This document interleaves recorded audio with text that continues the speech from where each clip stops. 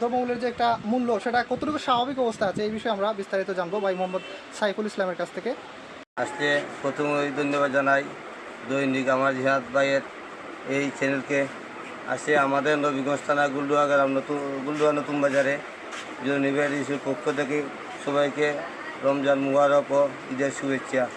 আসছে বর্তমান অবস্থায় দ্রব্যমূল্যের মান একটু স্থিতিস্থল আছে এবং গতকালে আমাদেরকে পেঁয়াজ বিক্রি করছি 5 কেজি পেঁয়াজ 100 টাকা করে, এবং প্রত্যেকটা মালই বর্তমান অবস্থায় মোটামুটি গরিব কিছু অসহায় মানুষের এবং লাগানের বাইরে আছে যাতে মানুষের বাজার, এবং আমরা আশা করব যে প্রত্যেক এরিয়া আমাদের গুলডুয়া নতুন বাজারে আসবেন, আসতে দেখবেন নবীগঞ্জ বাজারের যে তুলনায় বাজারে মাল বিক্রি হচ্ছে। আমরা বিগত যে শপিং তেলের শোর ছিল, আমরা কিন্তু আমাদের এরিয়া কোনো মানুষ নাই যে বলতে পারবে না যে শপিং তেল পাইছে না বলে। শপিং তেল প্রত্যেক মানুষকে আমাদেরকে সীমিত রেটে আমরা বিক্রি করেছি। ওখানে বর্তমানে আমাদের নবীগঞ্জ থেকে অনেক মালের দাম কম আছে। আমাদের গুলডুয়া নতুন আসছে সবাইকে আমার জন্য পক্ষ থেকে এবং গুলডুয়া বাজারের পক্ষ থেকে আমন্ত্রণ করা হচ্ছে। আসসালামু আলাইকুম রহমতুল্লাহ।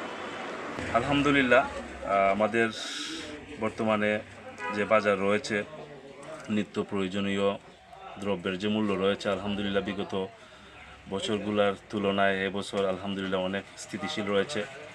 তাছাড়া আমরা বিভিন্ন মিডিয়ার মাধ্যমে দেখতে পাচ্ছি ভ্রাম্যমাণ আদালতগুলো পরিচালনা হচ্ছে এবং মজুতদারি এবং সিন্ডিকেটের যে একটা দীর্ঘদিনের যে একটা ব্যবস্থা রয়েছিল তা ভেঙে নতুন করে প্রশাসনের যে হস্তক্ষেপ, প্রশাসনের যে ভূমিকা, আলহামদুলিল্লাহ তারই সুদূর প্রসারী ব্যবস্থার মাধ্যমে সাধারণ মানুষ অন্যান্য বছরের তুলনায় বছর নিত্য প্রয়োজনীয় দ্রব্য কম মূল্যেই পাচ্ছে এবং প্রত্যেকটা পণ্যের সহজলভ্যতা বৃদ্ধি পাচ্ছে।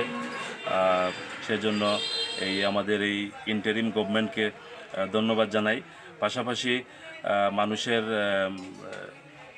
জানমালের নিরাপত্তা যাতে আরও নিশ্চিত হয়, মানে সাধারণ মানুষের ইজ্জত সম্মান আইব্রু যাতে হেফাজত রাখার প্রশ্নে প্রশাসন, জনপ্রশাসন এবং আইনশৃঙ্খলা রক্ষাকারী বাহিনী যাতে আরও তৎপর হয় সে দাবি জানাচ্ছি আমাদের এই প্রত্যন্ত অঞ্চল থেকে।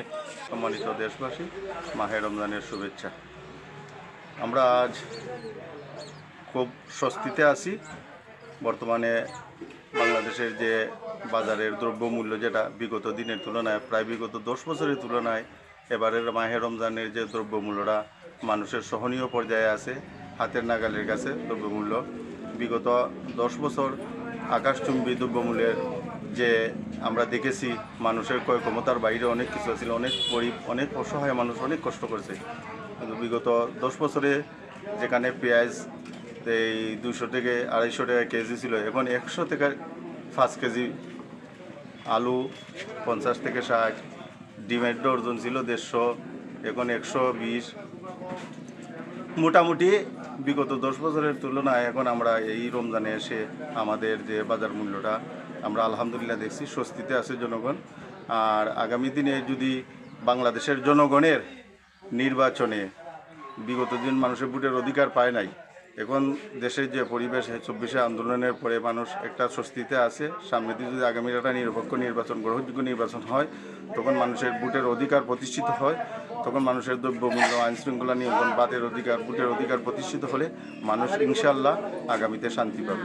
মাহে রমজানের যে একটা নিত্যপণ্য যে দ্রব্যমূল্য ঊর্ধ্বগতি, একটা ক্ষয় রোধের যে বিষয়াদি খুব নিয়ন্ত্রণে। আলহামদুলিল্লাহ আমরা জনগণ আশ্বস্ত যে ডক্টর ইউনূস সাহেব যদি 5 বছর এই দেশে ক্ষমতায় থাকেন, ইনশাল্লাহ জনগণ আরও স্বাবলম্বী হতে পারবে, দেশের জনগণ উন্নয়ন হবে, আর সন্ত্রাস মুক্ত হবে, চাঁদাবাজি মুক্ত হবে। বিশেষ করে আমার ফার্মেসি কায়েস মেডিকেল, আমি যে চিকিৎসা দিচ্ছি জনগণের, যে আলহামদুলিল্লাহ আমার সাধ্যমতো আমি চিকিৎসা দিচ্ছি, সেই চিকিৎসায় মানুষ সহনীয় আছে। ইনশাল্লাহ আমি দ্রব্যমূল্য খুব নিয়ন্ত্রণের ভিতরে আমার চিকিৎসা চলতেছে। যে অতিথি যে এইভাবে আমাদেরকে খাওয়াইয়া যাচ্ছিলেন যে প্রধানমন্ত্রী শেখ হাসিনা, খুবই ঊর্ধ্বগতি, মানুষকে বলছেন একটা করছেন একটা। আলহামদুলিল্লাহ যে একটা জনগণের যে একটা আশা আকাঙ্ক্ষা ছিল, সে আশা আকাঙ্ক্ষা পূর্ণ হয়েছে। আর পেঁয়াজ, ডাল, তেল সব কিছু একেবারে দ্রব্যমূল্যের নিয়ন্ত্রণের ভিতরে আসছে। বা এই বর্তমান সময়ে দ্রব্যমূল্য ফাস্ট ফুড থেকে এখন বর্তমানে কিছু নিয়ন্ত্রণ আছে। বর্তমান মানে মাল বিক্রি করতাম কিন্তু মাল খাওয়া গেছে না, কোম্পানির স্টক আছিল, যার কারণে মালের দাম বাড়তে চাইছে কিন্তু পারছে না।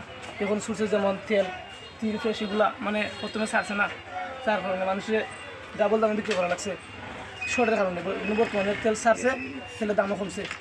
অতীতের তুলনায় বর্তমানে রেট সাময়িক বাড়ছে, প্রথম বাড়ছে, কিন্তু এখন মাল কোম্পানি ছাড়ছে গতিকে কিছুটা কমছে।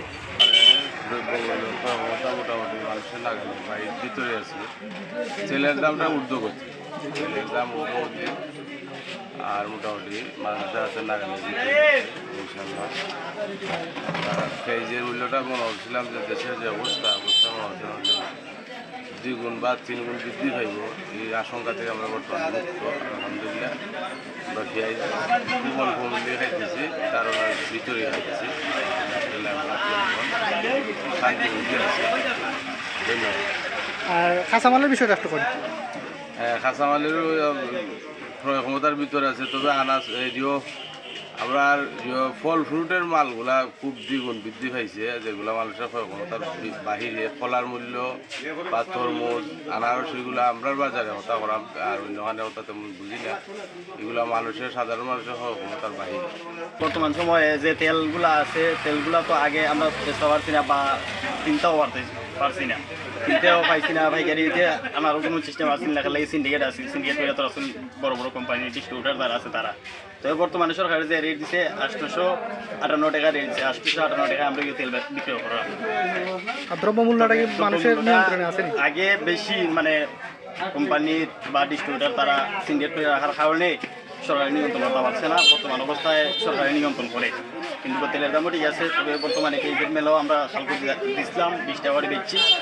আশা করি বিশুদ্ধবার লাগাতে আমরা আরও পেঁয়াজ বিক্রি করবো 20 টাকা করে ইনশাল্লাহ।